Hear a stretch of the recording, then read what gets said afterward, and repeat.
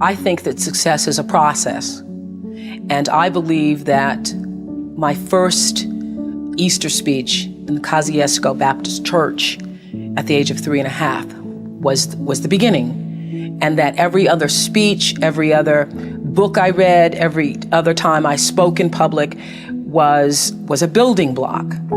So that by the time I first sat down to audition in front of a television camera and somebody says, read this, what allowed me to read it so comfortably and be so at ease with myself at that time was the fact that I'd been doing it a while. If I'd never read a book or I'd never spoken in public before, I would have been traumatized by it. So the fact that we went on the air with the Oprah Winfrey Show in 1986 nationally, and people say, oh, but you're so comfortable in front of the camera, you can be yourself. Well, it's because I've been being myself since I was 19. And I would not have been able to be as comfortable with myself had I not made mistakes on the air and been allowed to make mistakes on the air and understand that it doesn't matter. You know, there's no such thing to me as an embarrassing moment. No such thing. If I tripped and fell, if my bra strap showed, if my slip fell off, if I fell flat on my face, there's no such thing as an embarrassing moment because I know that there is not a moment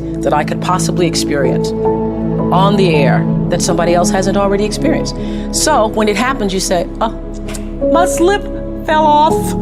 And it's no big deal. I mean, like, I was on TV the other day and somebody says, oh, Oprah, you have a run. Have you not seen a run before in your life? Well, I get them too, let me tell you. So, I mean, I can't be embarrassed. I can't be embarrassed. Now, when I first started out, that was not true because I was pretending to be somebody I was not. I was pretending to be Barbara Walters. So I'd go to a news conference and I was more interested in how I phrased the question and how eloquent the question sounded as opposed to listening to the answer.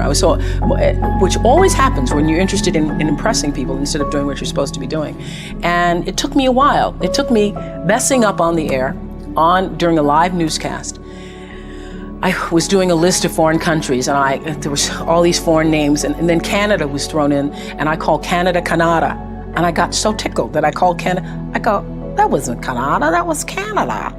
Excuse me, that wasn't Canada, that wasn't Canada, that was Canada. And then I started laughing.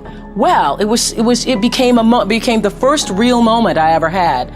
And the news director later said to me, well, if you do that, then you should just keep going. You shouldn't correct yourself and let people know.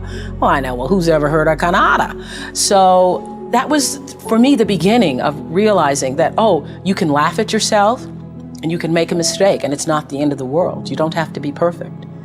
And biggest lesson for me for television, because then it didn't matter. It didn't matter. Oh, sorry, bra strap showing.